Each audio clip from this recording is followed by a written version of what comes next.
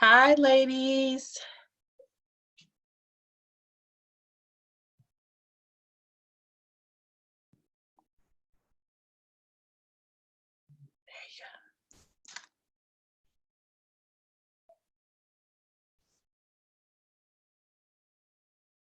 Hey, Paris. You can leave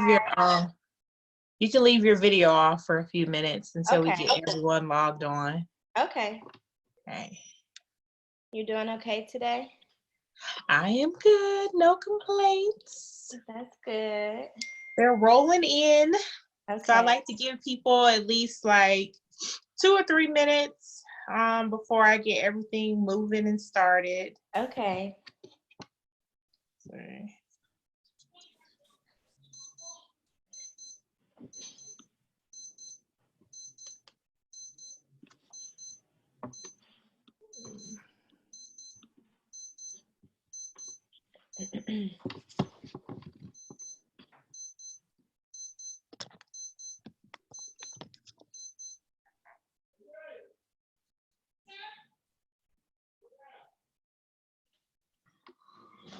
Excuse you, sir. Yes.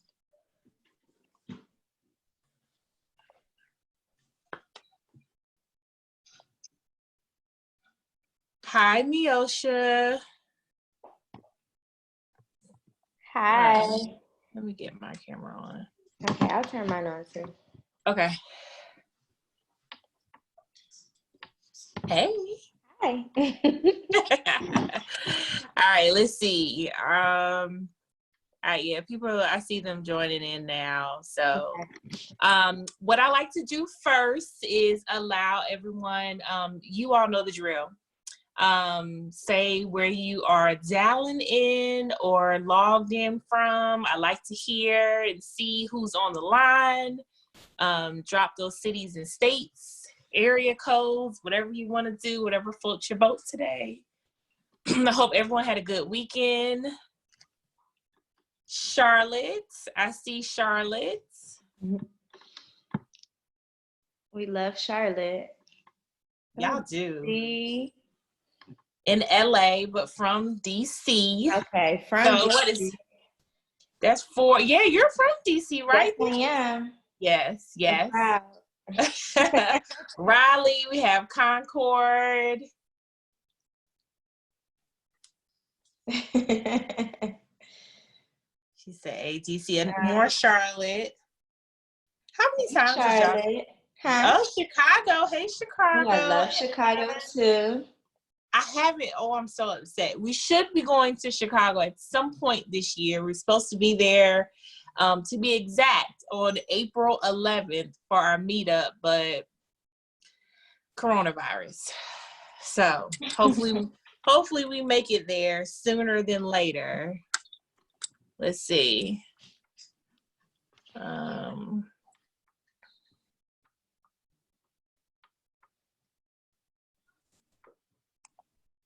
We'll give people about 2 more minutes and then we'll go ahead. Usually like 7:05, 7:06. They're like, okay. Okay. Maine. Hi, okay. Maine Politics Podcast. Hi. Maine. All right. It's the first one. We've had Canada on here. I'm like, this is it's pushing around. Which number podcast is this for you? For the series, how many have you been doing? Oh, how many? Oh, I thought you were talking to the other one. No. This is number 7. Oh, great. Ooh, I'm lucky number 7. yeah. This is number 7. So we're halfway through. Okay. We have 7 more to go. Okay. So like this week there's 4, and then next week we have 4. Okay. And then it's a wrap. I don't know what I'm gonna do with myself after that. Right. I don't know. This is to think about it. Huh? You got time to think about it. I don't know. I don't know. All right, we'll go ahead and get this moving. I don't like the people that are on time to just sit here and listen to us ramble.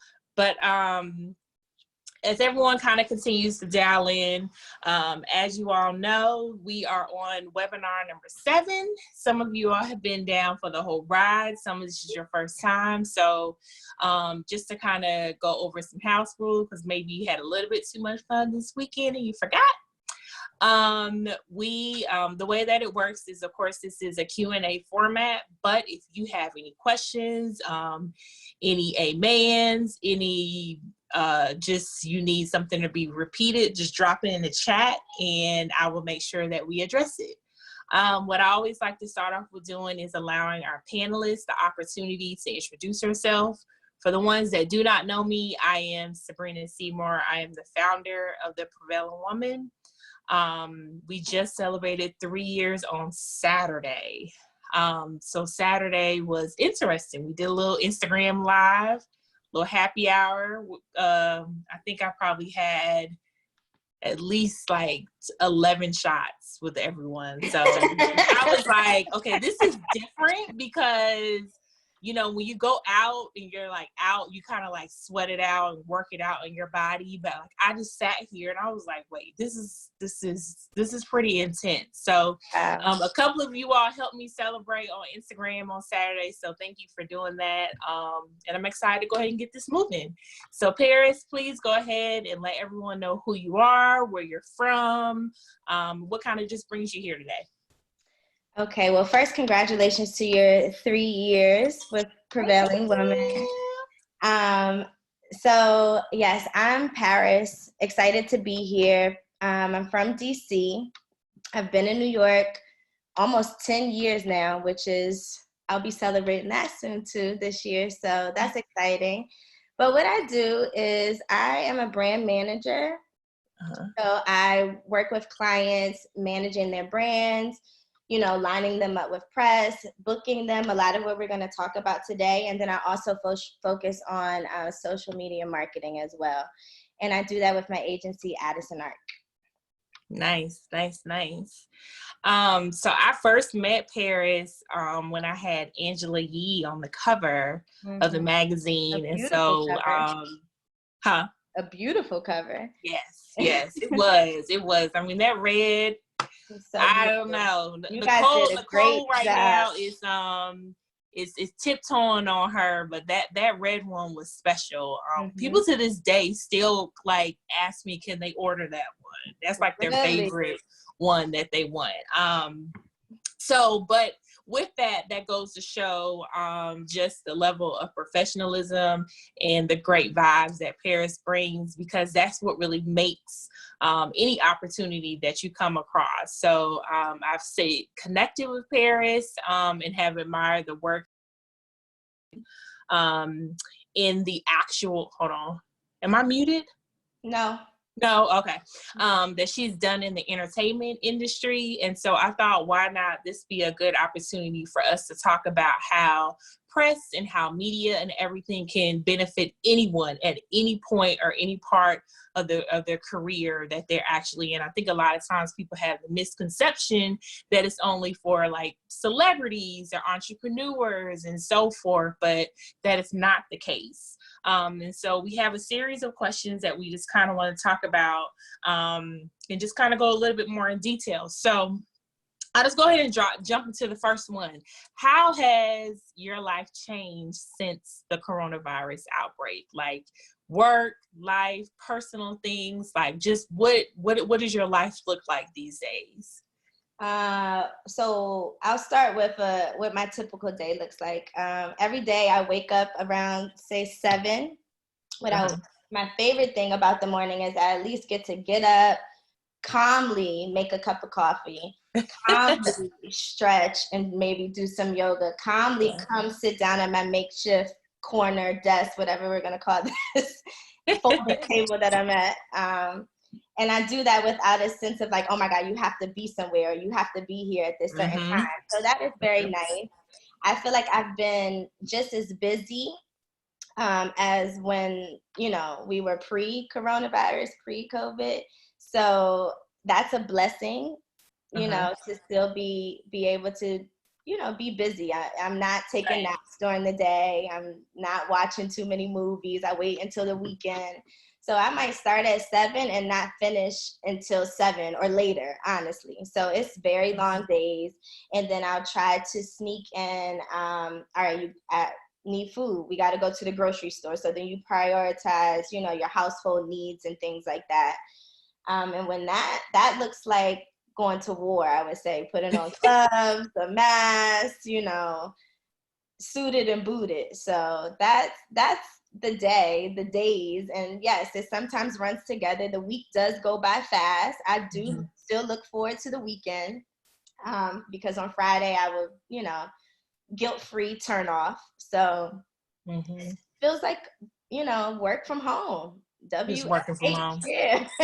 Yeah. Which I don't do a So lot now, of. did you tell everybody where you're at? I'm in New York. I'm in the South Bronx right now. So yeah, I'm out of New York City. Okay. Yeah. See, it's a little different. Because it's here in North Carolina. I mean, there's still, I don't really see people out with masks. I see gloves, but not necessarily the masks and stuff, because I know it's a little bit more heavier. Oh, it's serious here. Up there. Yeah. I went to the grocery store last week and thinking, oh, I'm gonna go early. I'm gonna wake up, you know. Yeah. To the grocery store before I do anything else. And of course, duties call, so I did a little bit of work before I left, but finally made it to the grocery store, and the Trader Joe's line was literally down the street and around the block to the other street. So wow. It was a long line, and they make sure people are spaced out 6 feet apart. They actually, in front of the store, they drew like, you know, little markers to make sure, and there was an attendant at the front who, you know, they let people, small groups in at a time. So it's now they are doing that. They are saying that no more than 10 people can be in the store at one time. But it just isn't that populated here. So it's like, if you go early enough, or, you know, you'll pretty much be good to go. But they are still doing like the 10 person rule in most stores, at least. Yeah. Turning, to say the least, you know. All right, so let's kind of jump into the questions as it relates to media and press.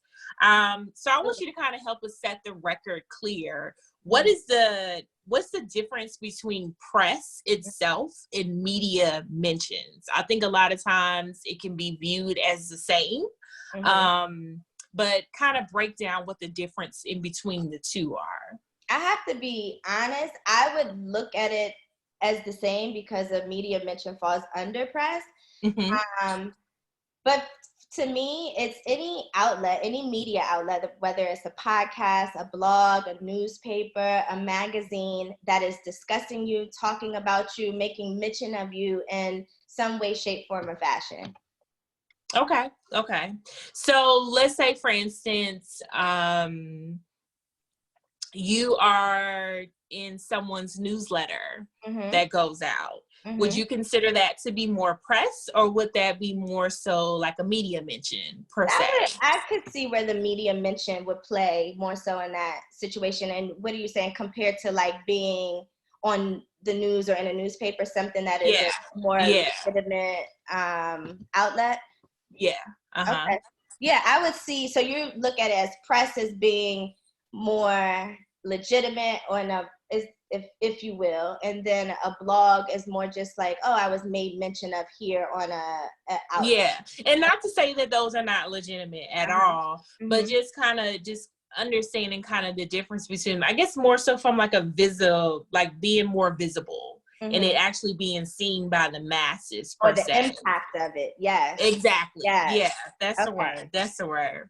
Yeah. Okay, all right, I can understand where a difference would lie between those two things. Yes. Right. Absolutely. So many who have a traditional 9-to-5 may believe press or media do not benefit them. Anyone on the line who has a traditional 9-to-5 or is even just an entrepreneur or whatever it is that they do professionally, do you feel like what it is that you do in your career path, that like press was never something that you were concerned about or that you were really interested in, or you felt like would actually benefit you? Just trying to get an idea if anyone on the line feels like some of these stats that I found online. Let me see. I did see someone. Oh, Taronda says she's here. She sent me a message just like, I don't think I signed up. But anyways, you made it in. But just curious if anybody on the line kind of has the same thought process, that if you work a traditional 9-to-5, that you believe press or media do not necessarily benefit you. Can you, Paris, actually talk about why it's beneficial to obtain press regardless of your career path? So let's break down a couple of examples. So you work at Google and you just had this great accomplishment at your job. You did something monumental or groundbreaking for Google, whatever company you work at. And there was a write-up in the newspaper, or you were asked to make mention or comment or be on the news. And then now you want to leave Google, and now you have a new employer that might be looking you up. Now here, they're able to see that this great press that you received because you were, oh, she was on the news, she did this. Fantastic. Now it adds more validity to who you are, what you stand for, and what you're, the position you're interviewing for. And same could happen with an entrepreneur or a small business owner. You own a salon, and your salon is the talk of the town, great word of mouth. Now the news is there, or Essence does a write-up on you, and now, it leads to more business and more clients. So of course, regardless of what you're doing, where you are, it will be beneficial. And I hate to go back to the old saying, good press, bad press is good press, any type of press, good or bad, is beneficial. But so is it really beneficial, good or bad? You flip it, if you're working with the right people that are able to navigate that for you, it can be, yes. Okay, well, we're going to go back to that because let's see. So I think I saw 2 comments come through. Zoe said in part corporate career, she thought it didn't, but now she's, as an entrepreneur, she's more curious how it actually can be beneficial. And Tiana said probably not internal, but more so externally. Yeah, I could see that you might say that. But then again, whatever you're able to internally, if you were going up for a promotion, or, you wanted to take on more responsibilities, it doesn't even always have to be about a raise or more money. Look, I've done this, maybe it's something you're doing on the side, and now you can transfer those skills internally that could lead to something else for you at your, corporate job or internal situation. So, I see that. See that? I think it should work internally. Yeah. And so just out of curiosity, Tiana, what is it that you do professionally? Just out of curiosity. So what I am going to do is kind of skip in, because you said if you're working with the right team. So I'm just kind of skip down to our questions. And when do you think that it's actually best to obtain a publicist, brand manager, or booking agency? And can you also share somewhat of the estimated cost between the different services? Okay, so I would say like with anything, you'll know the time is right when you're starting to get those inquiries, or, if I need somebody to handle this, I can't manage it on my own. And one piece of advice I would say is, even if you are managing it on your own, the outsiders, they don't need to know that. I would create like a fake email assistant ad, or, whatever it is you need to do, so you don't feel like, or the person that you're negotiating with or talking to isn't, they don't think they're talking to you directly. You will always want to feel like you have representation, even if you don't. So that way you can negotiate and leverage what you need to leverage. So that's a good idea. I never thought. I wonder if people do that when I reach out. They do. Some people do, for sure. But you need that buffer. So maybe you're not ready to pay for it. It's not in your budget. But you can start operating as if you do have that. And then when the business builds to the point that you need the booking agent, or you need the brand manager and the publicist, you have an infrastructure there. Internally, if you're corporate, I would think, that would depend. I can't say, oh, I'm a CEO now. Maybe if you are a CEO, yes, you should start making sure you have some type of representation for sure, so you can leverage your position. Right. But if you're entry level, do you need a publicist at that point? Probably not. I would say, what can you do on your own? You could start, forging relationships with publicists and PR firms and editors. So at least you have a network around you that if you needed a mention or something, you have some solid relationships that you could say, hey, are you able to help me with, or would you consider me for this, and pitch yourself. So Right. I think it's a lot that you could do on your own. Now, if you are an artist or you're on a reality TV show, yes, go get the team that you need. As far as rates, I would say a publicist is going to be anywhere between $25 to $5,000, depending on where they are.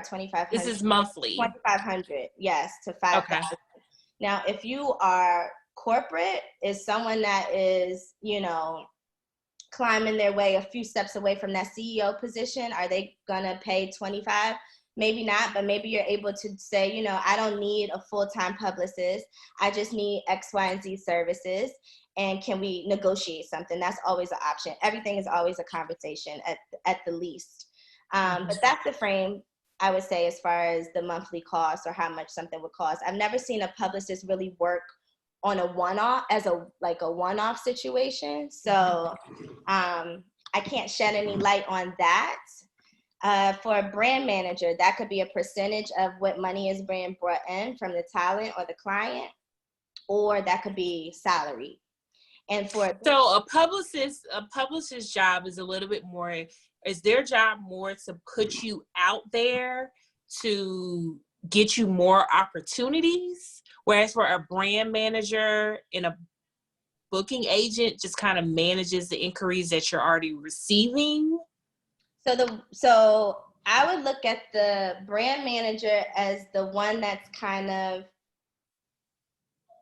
if you did a org chart, they're at the top of the org chart, and not because their role is more important than anybody else's. They're just they're the buffer between, they're right next to the talent, if you will, right? So there's the brand manager that then knows how they are shaping the talent and what the messaging is supposed to be and how they want the world to perceive this talent or this client. So then they are now communicating with the booking agent. We need more bookings in this area because these are our goals, or we need more press in this area because these are our goals. So they're managing that process. If that Gotcha. Does that make sense? Okay.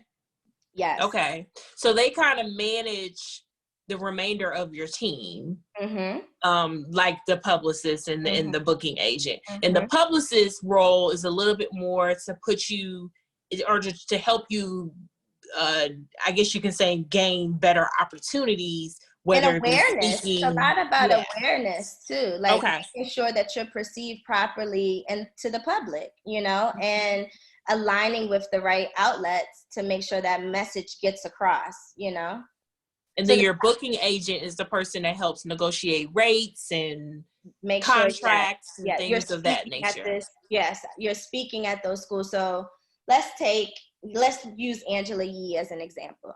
Okay. She launches her press juice business. Paris, we have this goal of, selling this, we want to get in different doors. I want to build the social media, all these things that she has that she wants to do. All right, let me sit down with the publicist. Let me let her know, let the PR team know these are our goals. And then how can you help us meet these goals with the press? Can you get us on Good Day New York? Can you, have us on the food blogs? Can she interview with, on some chef's show or Dr. Oz talking about her juices? So that's the PR. The booking agent, and they would be like, okay, well, you need to speak at, wine and beverage, or you need to speak at, a conference that's based around healthy eating habits. So you need, we could get you those bookings. But everybody is kind of working hand in hand. So a publicist might have those relationships as well. So the lines do get blurred at times, I think, between sometimes maybe between the brand manager and the publicist, and then lines could get blurred sometimes between a brand manager and a booking agent, because everybody kind of does a little bit of it all, you know? Right. In this particular space. Gotcha. Okay. We got a couple of comments. Let's see. So, Tiana told us she works, and she's a vice president in marketing for corporate. So just kind of wanted to get an idea of what her background is and why she thought it would work a little bit more externally instead of internally. Understandable. I could see that. Zoe said, corporate, so that's out of my my wheelhouse. Zoe says, does the type of media depend on your audience? What is appropriate for a startup corporate consultant? Does the type of media? I would say definitely it depends on your audience. If you're, let's take the food, for example. I'm not going to pitch you for food outlets if you need to be an entrepreneur, or you need to be, you know, in the Wall Street Journal because you handle business and you deal with corporate clients. Of course, it has to align with your brand and what you're doing. Okay. And what is appropriate for a startup corporate consultant, media wise? I want to answer your question here. I would just make sure you align with business outlets. I'm assuming that, you know, it's corporate businesses that you're consulting for. I'm not sure if it's diversity and inclusion or if it's marketing or whatnot. But I would say if we keep it broad, it would be just business outlets, you know, where you could talk about what you're doing and who you're helping. Black enterprise. All of those things, yeah. Yeah.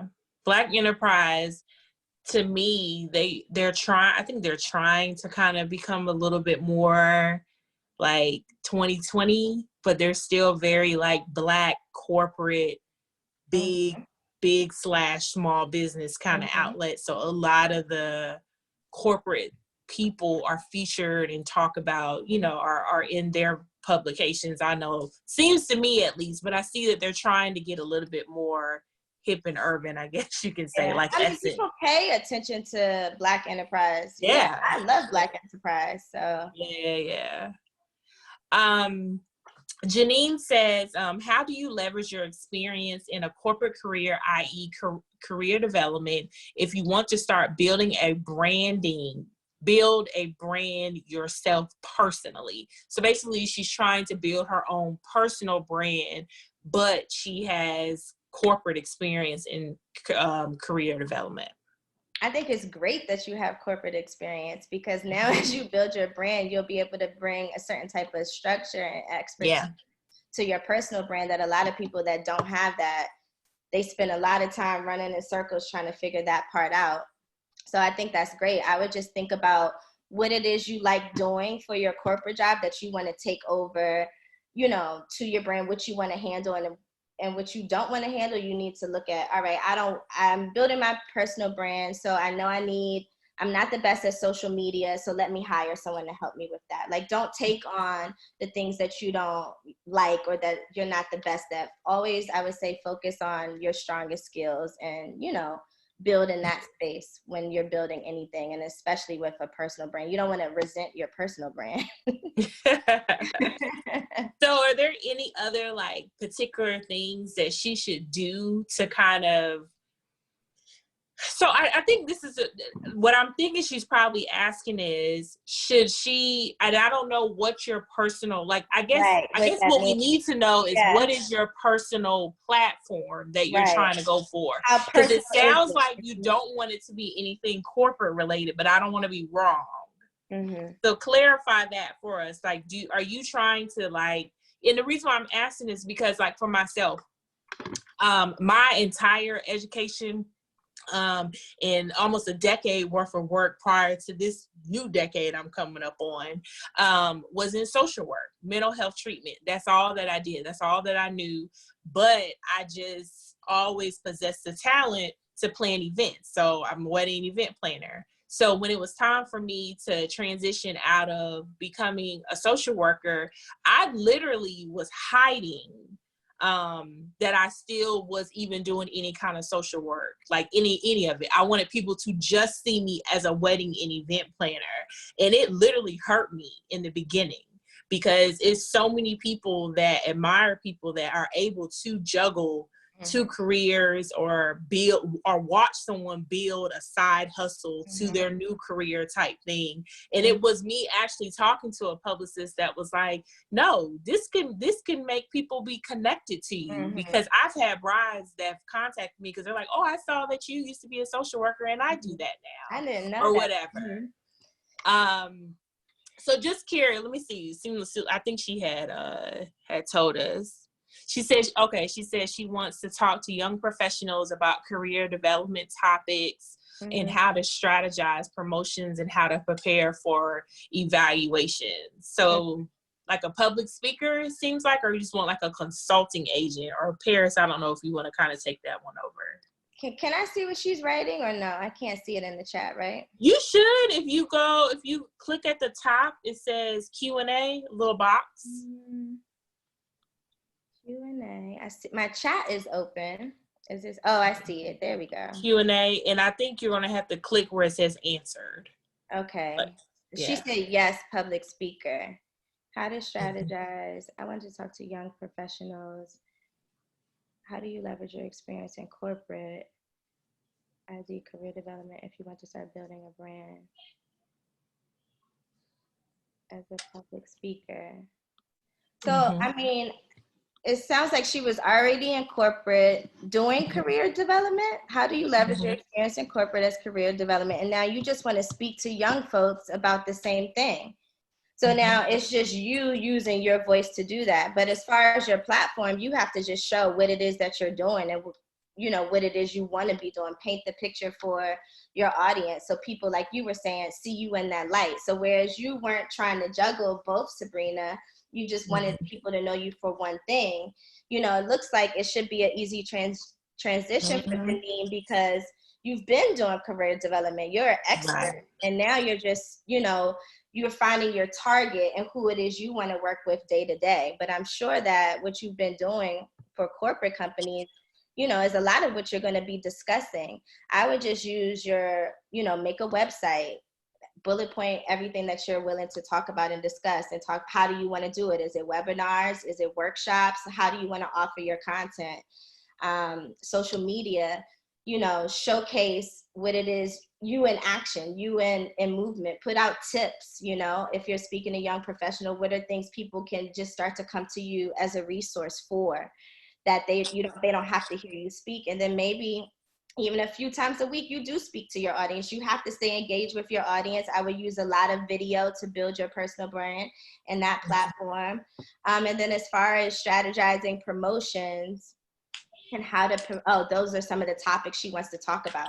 So yeah, you tease people with what it is you want to, you know, them to, she hits on, you know, how to prepare for an evaluation. She gave me a few points on that. I would love to learn more for her. I wonder if she offers one-on-ones. Like, it's just so much you could do with that, because it is the same, you know, realm, the same topic, the same area that you'll be, you know, you're deciding to build your personal brand in. Right. That's good. Let us know if that answers your question, Janine. And Sharana said, this is way back. She said, everything is always a conversation. She said, that's good. That's a quote. Everything is a conversation. That's a quote. Go into all your negotiations like that. I said, make sure you go into all your negotiations like that. It's just a conversation. It's a conversation. Yeah. I mean, hey, you sent me your prices, but hey, can we have a conversation? Right. Yeah. The worst somebody is ever going to tell you is no. Right. It's just a no. Right. So. Okay, good. Janine said we answer her question. So we'll go ahead and move on to the next one. So we've talked about press. We've talked about the difference between them and why it's important. So I think now the big question is, what are some great tips and ways to increase your chances of actually obtaining press and media mentions? Work, you know, start doing what you do, you know, whether that's, you got to put yourself out there. I don't think it's, I don't think you can just say, hey, look at me, and people are going to look at you. It's so much going on. We're flooded with content. It's tons of people. We all doing a lot of the same things. I think you just have to know that nothing's going to happen overnight and stay consistent and just keep doing. And then aligning with the right people, cross branding. Maybe, you know, you're a small brand, but you try to do something with a larger, a more well-known influencer that would bring some press to your brand. But just do the work, you know, and then yes, have a strategy, but that's more cross branding, you know, or maybe you want to say, let me do something with nonprofits. If you think that if it aligns with your, you know, your mission, always be authentic, I would say, but you know, and then you pitch yourself, huh? No. I was just going to reiterate what you said. Just kind of continuously do the work. But like we talked about this with Angelina, and remember what we said is doing the work and actually telling people about the good work that you're doing. There's a lot of ladies on here who said that they are not that confident to put out there the accomplishments that they have.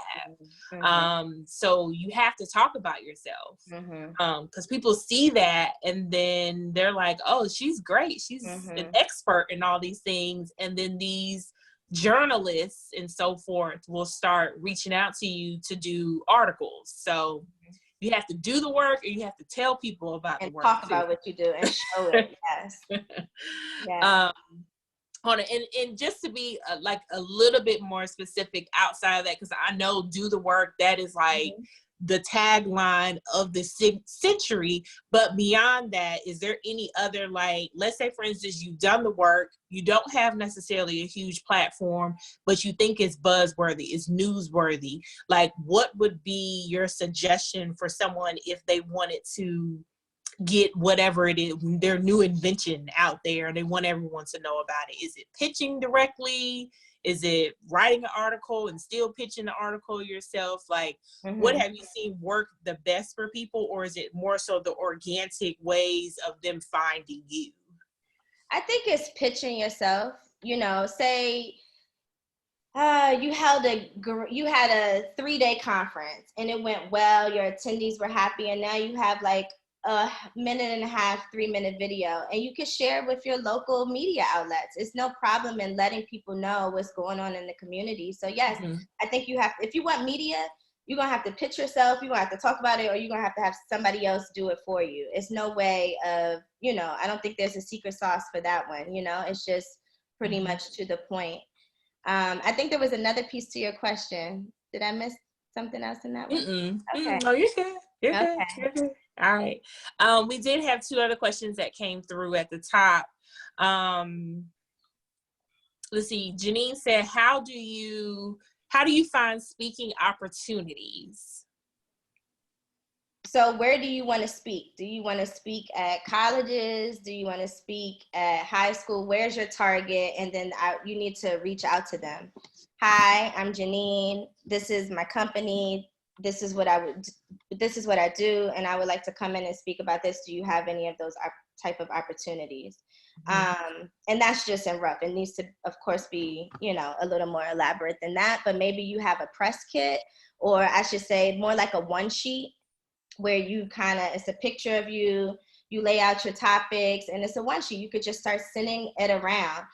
Maybe after this, if you know who's in it, I can share an example of a few things that might be useful for Janine, just for her to kind of see, you know, what she can create for herself. I don't mind doing that. So she could have an asset to start using to pitch to people. But just identify where it is you want to speak, and then pick up the phone and, you know, find the emails and start sending them out. It is really as simple as that. It sounds like it's like this secret magic thing to do it, but it's literally that easy. Like, I thought that it was like, oh, these people. No, I literally did that the first few times, and then from there, I shared when I spoke. I told, you know, I put it on social media, and then from there, now I get more inquiries, and there's still some that I like have to reach out to, but it's literally that easy.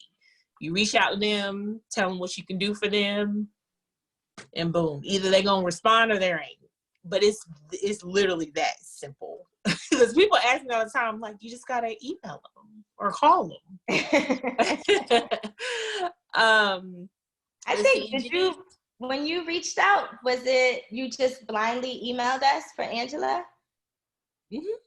And look, and we had like an hour conversation. We hit it off on the phone, and then we're here, what, 2 years later, 2.5 years later? Yeah. Yeah. So it does work. If the meetup ever makes it to Brooklyn, Paris will be at that one too. But yes, gotta wait to see what this good coronavirus is gonna do. But we have a question that came through.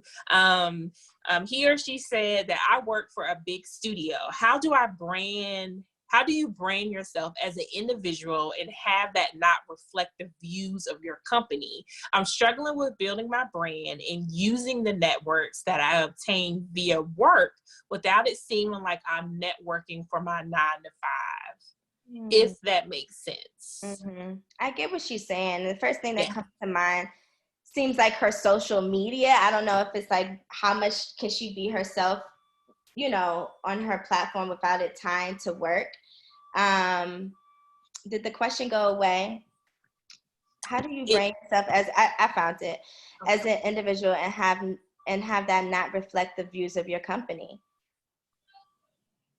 I mean, you just be yourself. I don't know how else to say, like, I don't know what's, like, why let me word this the proper She's probably, what it sounds like she's probably saying is that she probably works for a company that she's probably well known for, and she's trying to do her own thing. So it's like, how does she?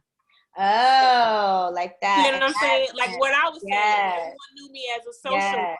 Okay. Everybody in the area. So then it was like, how are you playing it? Like, how are you doing that? And I had like the most stressful position in the county when I did work there. So it was difficult for me to break. You see what I'm saying? So I see her where I get what you're saying. Yeah. And I feel like I've been in a similar situation. I had to start to find my tribe. So you have your tribe at work and who you network with there. But for what you're trying to do outside of work, just start to build your circle and your network so it doesn't have to cross. Like you don't have to rely on those relationships at the 9 to 5, unless they're cool enough and they get it and you're not afraid of them, sharing all your business about what you're doing. But, outside of that, I would just keep it separate, build a network for what it is you're trying to do on the other side for your personal brand or whatever your transition is. And just now, unless what she's trying to do on the side directly correlates with her 9 to 5. And that's tricky. I've been in a similar situation with that too. I still feel like it has to be a separation, because if you're in a situation where it's gonna, you're gonna have to question your ethics. You don't want to do that. Am I doing something that I'm not supposed to be doing? Mm-hmm. But no, you can do what you want. This is your intellectual property at the end of the day, So as long as it's not on their dime and on their clock and with their clients, there's a way to navigate it. I know when you get into the non-competes, and if, you work with the rep at Bank of America and you're trying to bring them over to your company, that's something different. But I'm sure there's a way that you could, sift through that. Maybe they're not your client right away. You might have to circle back in 6 months or something. But I would just say keep it separate. Have your tribe there, and then continue to build a new tribe and network over here. So you don't have to say, "Am I doing this right?" And if you question it, then you probably should, not right. That, And she had actually said that she works in TV film during her 9 to 5. Mm-hmm. I know how that is, because you do build close relationships with those long hours and things like that. Yeah, that's a tricky one, and everybody knows each other in those types of industries. And it could, from two people I know, they both worked for MTV, and when they wanted to go out and start doing some like more producing on their own, they did have to leave. I was going to say, if you put yourself in like a freelance position where they know like, oh, this person floats around, maybe you're not a salaried employee, that can shift things for you. But other than that, it's going to be tricky. Yeah. Yeah. Okay. Let's see. Let me go back up. Okay, so Andrea says that she's a clinical nutritionist and a personal chef, founder and CEO of a startup company that provide interactive workshops and presentations in schools and communities. She's moving into corporate wellness soon. Do you have any suggestions on making the change in branding? I'm moving in. So is she just adding this type of client to her portfolio of clients, or is she actually like going to work 9 to 5 for corporate wellness? That's what it seems as if, yeah.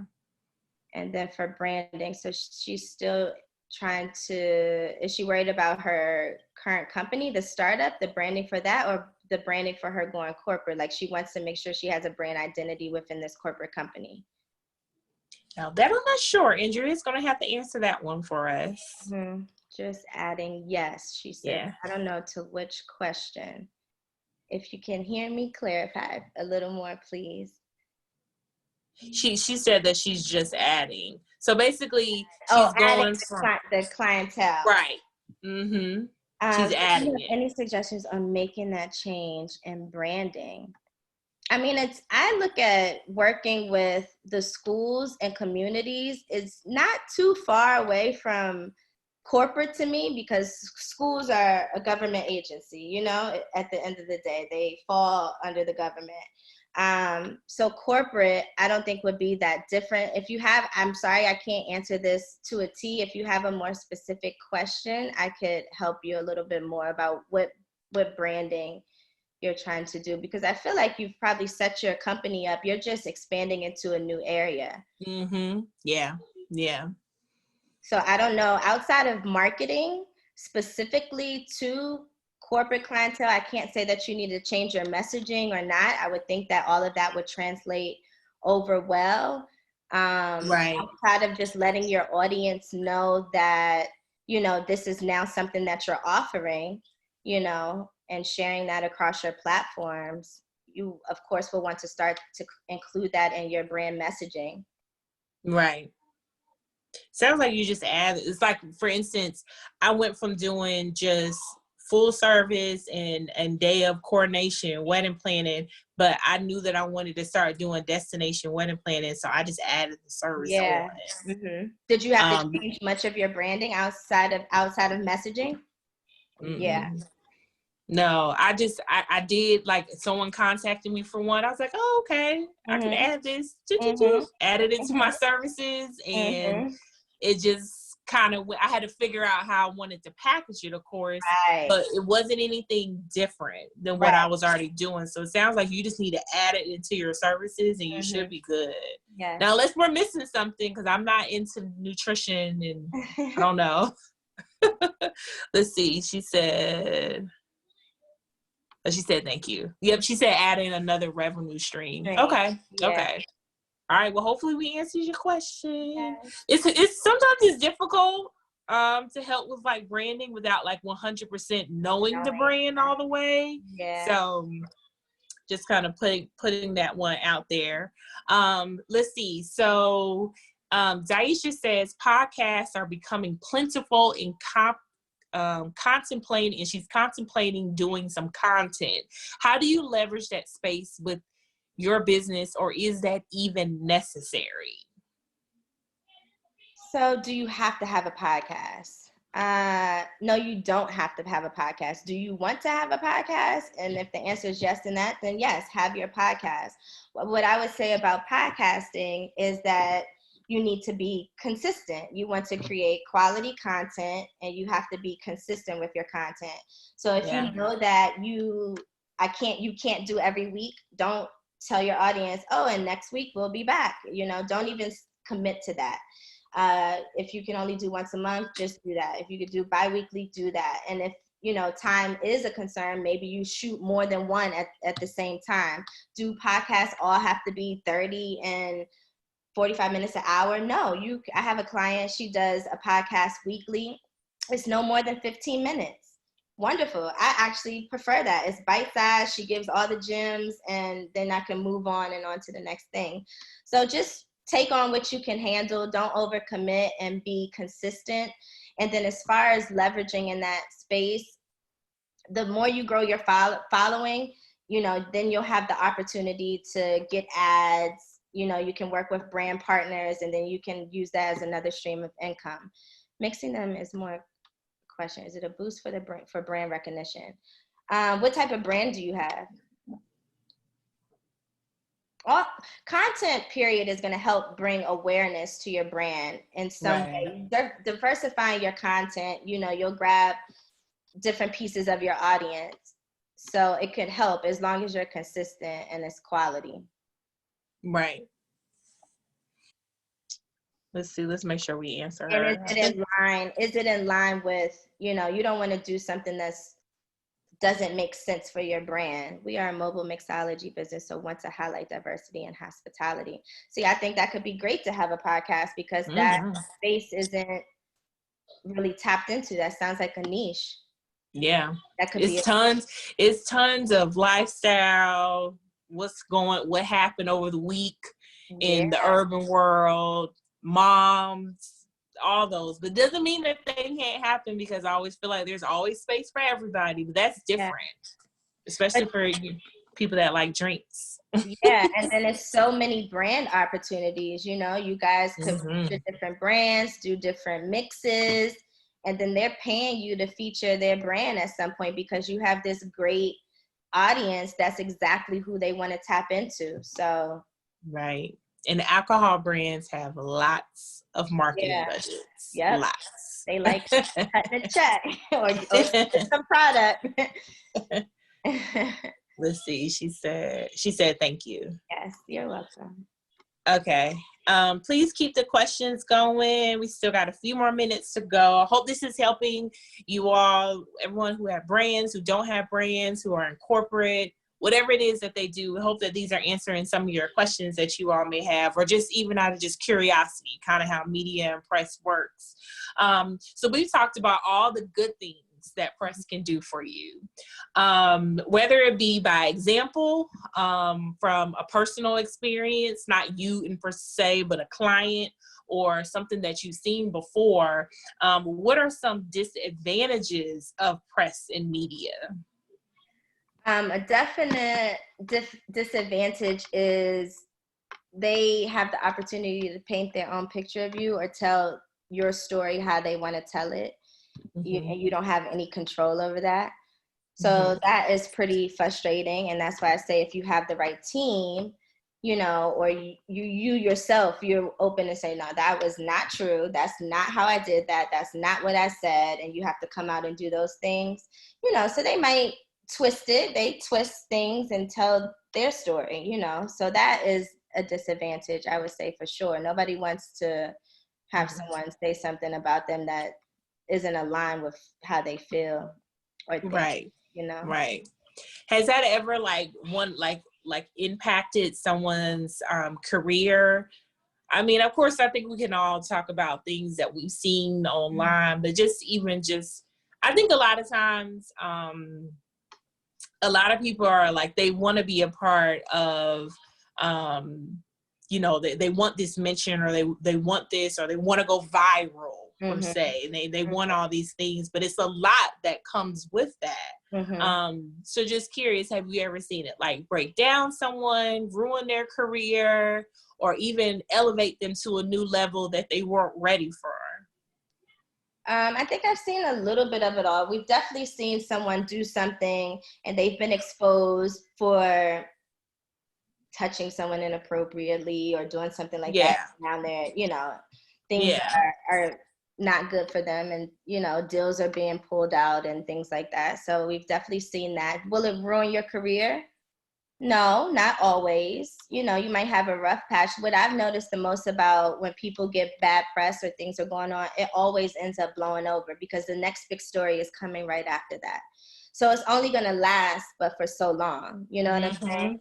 So I think a lot of talent, if they do get into some hot waters, they know that that's going to happen. All right, this a blow over. People will stop talking about this. So we may address it and we may not, you know? Especially if something happens on a Friday and people sit on it through the weekend. Now by Monday, so much stuff has happened. It's old news, you know? So if something bad does happen, some people count on that. There was another piece you were saying about, I missed the question. I can't remember exactly what you were saying. There was another piece you added. No, I think you're good. I think you're good. I just was asking, like, has it ever, like, broken someone down or ruined their career or, elevate them to a new level that they weren't ready for? They weren't, well, I think that could happen. I mean, we've seen a lot of overnight successes that, you know, maybe a song popped and it's going viral and TikToks, and now they're like, wait a second, what just happened? You know, their lives have changed. I think Cardi B went through that, you know, like, she would say, I just want to go back to the projects and go see my family. I can't even walk in the places I'm used to walking. And, you know, I'm not normal anymore. So that is an adjustment for people for sure. You know? Is there any suggestions that you'll give to someone? Let's say, for instance, you know, like the slogan goes, like, stay ready so you don't have to get ready type thing. What are some things that, like, anyone that is looking to obtain press or media mentions that they should have on hand at all times in order to be ready for their big break, per se? A bio and a headshot. You definitely want to have that close by. You want to have any stats, any facts, any percentages, numbers. You know, if Black Enterprise, we'll go back to them. If they're like, hey, we're doing an article on career development, what have you done? Oh, well, this is what I've done, quick, and you could get it to them fast. So yeah, you just want to have your headshot, a bio, and know your accomplishments. What have you done? If you could bullet point 5 things, then you could give them something to work with and write about you, or they can call you up for an interview. Nice. No, that's important. I had to learn that the hard way years ago. I think we all have. You want what? Have to do what?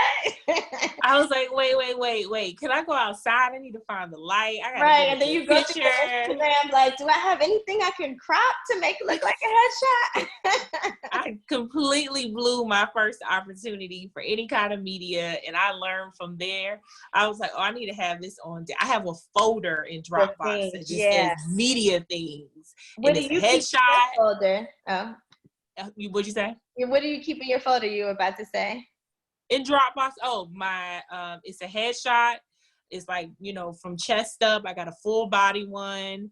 But I also have 2 different ones. I have one that's a little bit more like professional, one that's a little bit more fun, just depending on what the publication is. And then I actually have an actual resume. I'm not applying for a job, but I do have an actual resume that I keep on. Yeah. And then I have one that just lists out all of my accomplishments. Like a one sheet, basically. A one-sheeter, yeah. Okay, girl, you got the kid. Look, no, it took one time for me not to have it together. I was like, let me figure this out. I need to figure out what I need. I got on a webinar about obtaining press like this, and I jot down all those notes and I put it together. And I didn't even know where my career was headed, but I always had it. So it's just something good to have. Yeah, and if your bio is long, like if you're at the CEO level, you've been in your career a long time, or you're young and you've accomplished a lot, I would try to have a long and a short bio.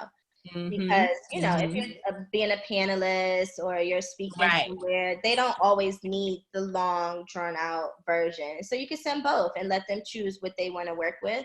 But I would just, you know, give people the option. And yes, like you said, more than one picture, if possible. We had 2 more questions, and then we're almost right at the 8:00 hour.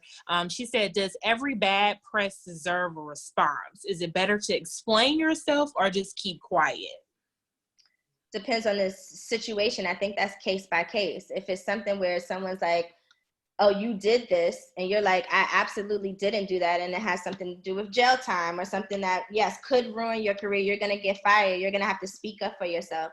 If it's hearsay and you don't, you know that you stand well with who you need to stand well with, then, let people talk,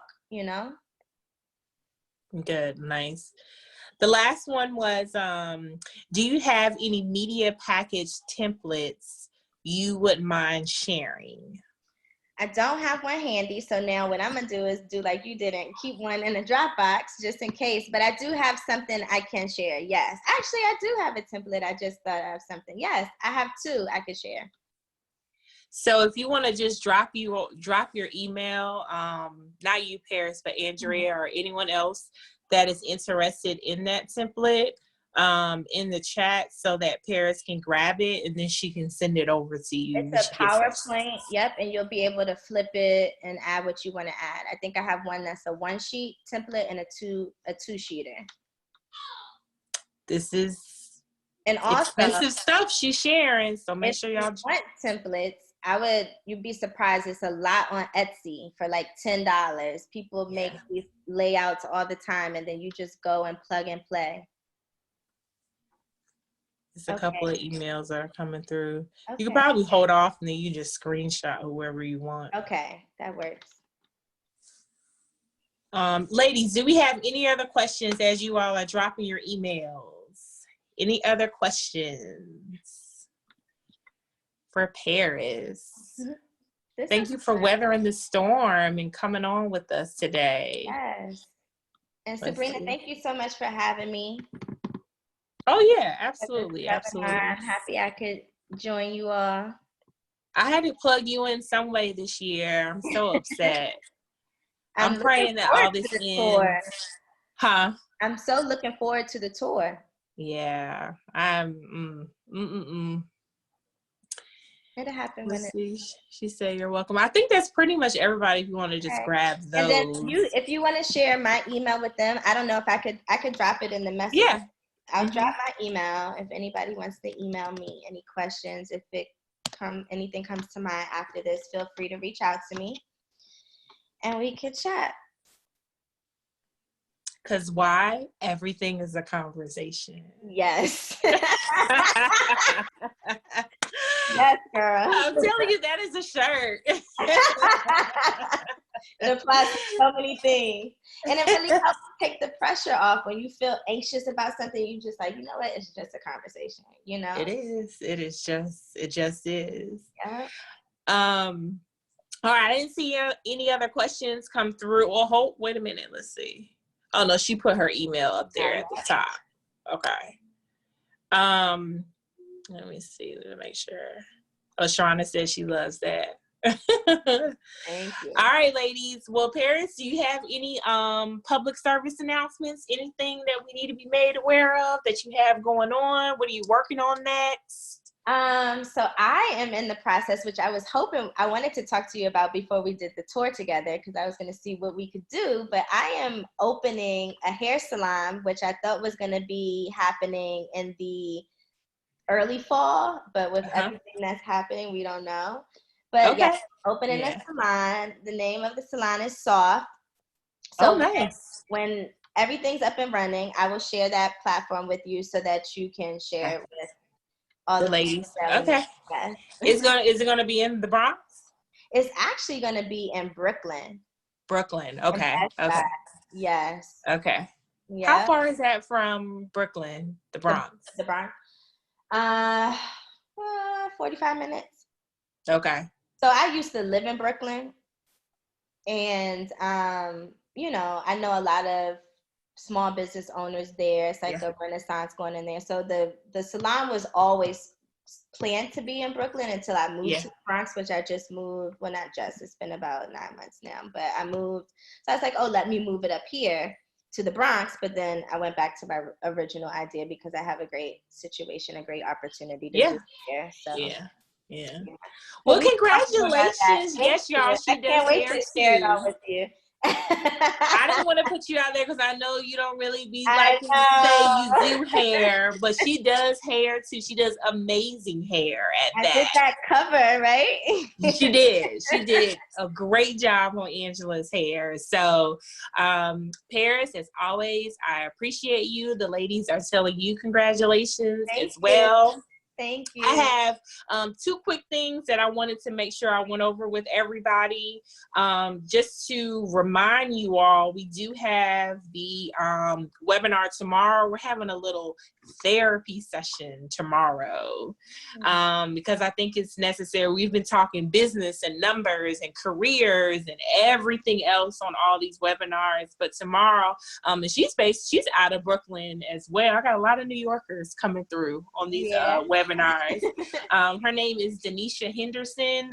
We're going to be talking about the causes and the cures of the waking what if. So all of those imposter syndromes that we talked about with Angelina, with Ebony, with pretty much everybody that's been on, we're going to talk about overcoming those, and especially in just kind of these uncertain times. So that's going to be tomorrow at 1 p.m. Eastern Standard Time. So make sure you all look out for the email for that at some point this evening before I close my eyes. And as you all know, we have the pandemic outreach that we're doing now. I am literally one family away from being at my 10-person goal, 10 family goals. We've been able to bless 9 families all throughout the United States. So we've done Atlanta now, Houston, we've done 2 families one family out of Brooklyn and another family out of New Jersey. And then we've done LA, and then majority of them have been here in the Raleigh, Durham, and Charlotte area. So we're literally just one family away from being able to help some families. I got a super emotional text message today from a family who said that she literally had been crying all week last week. Like, this pandemic is real. It's hitting people hard. So be blessed if you have the opportunity to work from home, because a lot of people don't. So if you want to participate for that, you can just go to our site and donate, and you get one of these t-shirts. These are just one of them. We have like 5 different options on there. So thank you all that have had the opportunity to participate. It is after our time. I thank y'all. I will talk to y'all tomorrow. Paris, you enjoy the rest of your night. Thank you. And I'll be in touch with you. Bye. All right, bye.